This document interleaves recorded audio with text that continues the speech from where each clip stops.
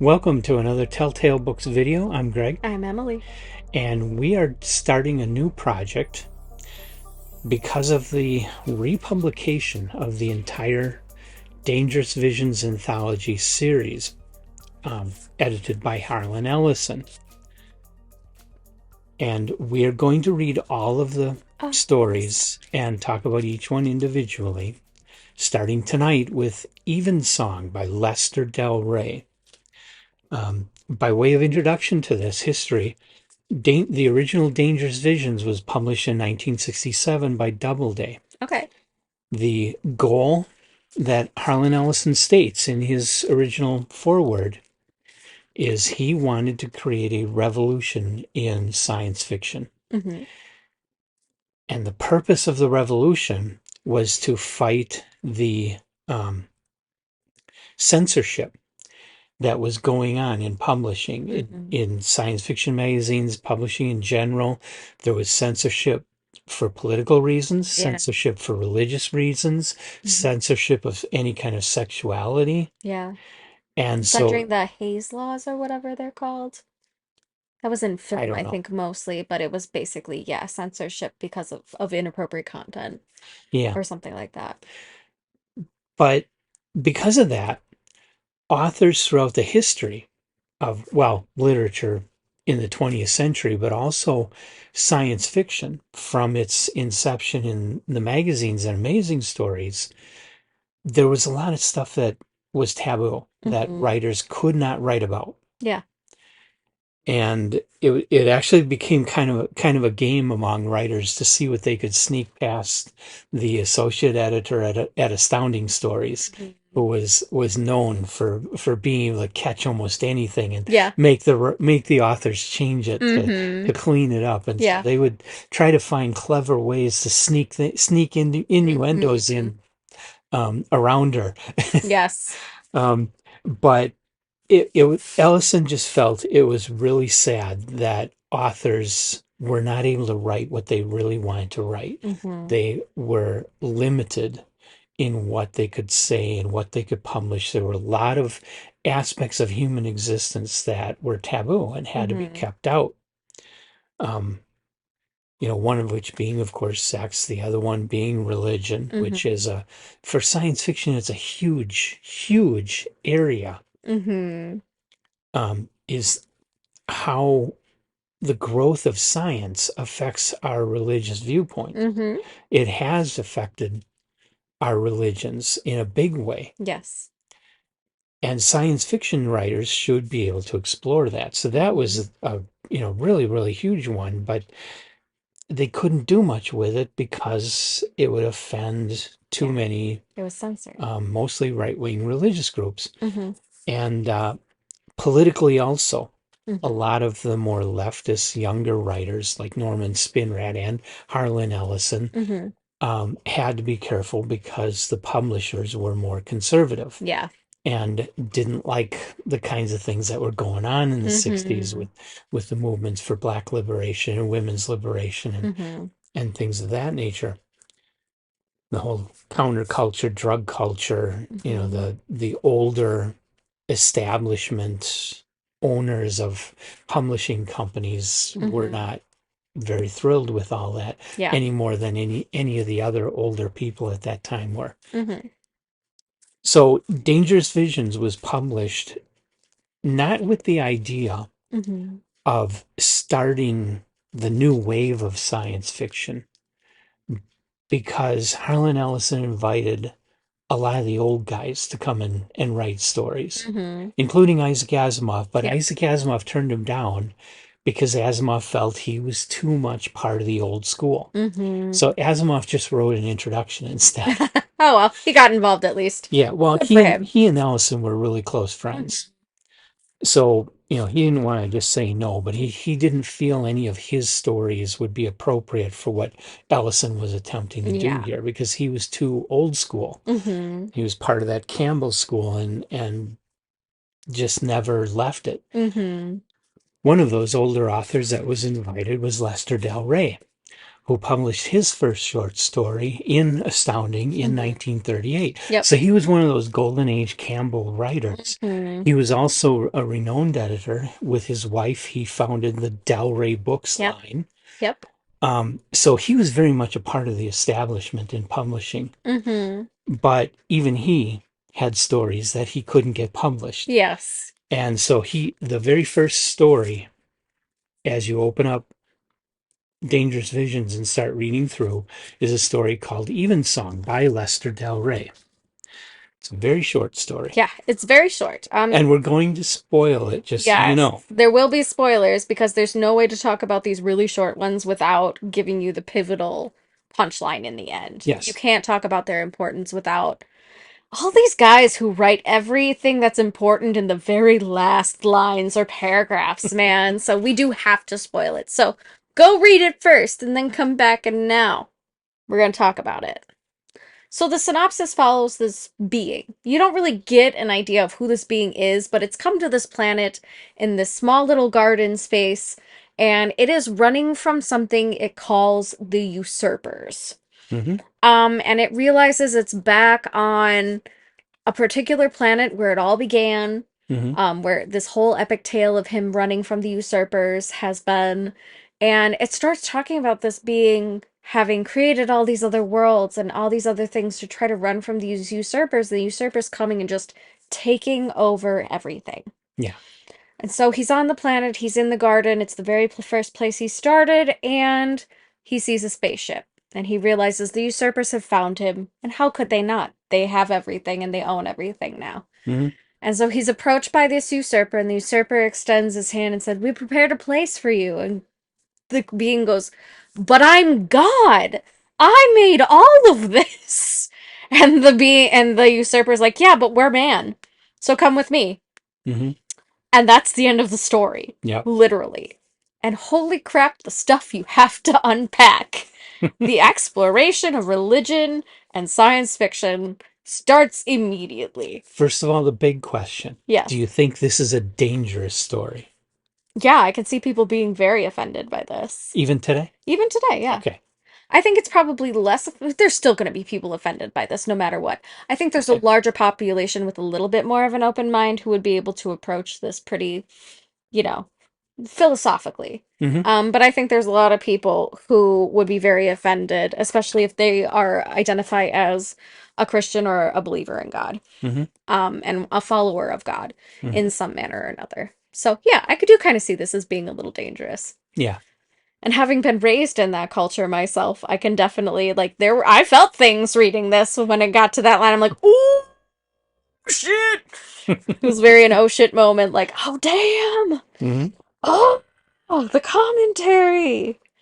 And having come from that perspective and having being raised in Christian culture, definitely very like instantaneous. All these biases and connotations that went into this Yeah. were my very immediate knee-jerk reaction. Mm-hmm. The first one being like, well, yeah, man became God somehow.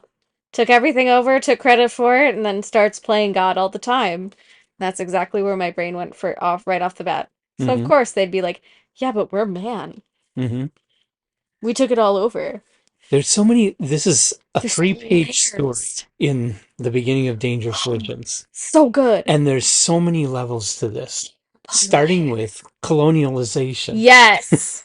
You know, Yes. Just going to the this bare bones of idea that it. we have the right to just go into some place that we want and take everything, Yes. and whoever happens to be there, oh well, so sad. Yeah. Adapt to it.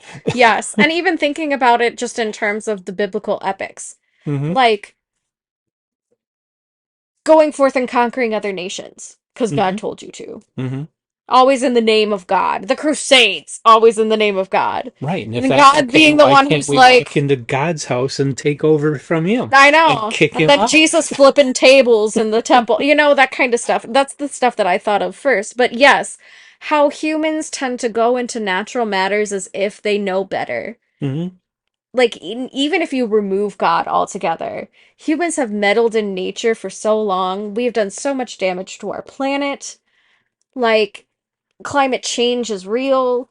There's no denying it. So we're kind of at a point where it's like, yeah, humans have been meddlers all this time, but we think we're always doing the right thing. Hmm. And we think we're always, making things better and more convenient for humanity, but at what cost?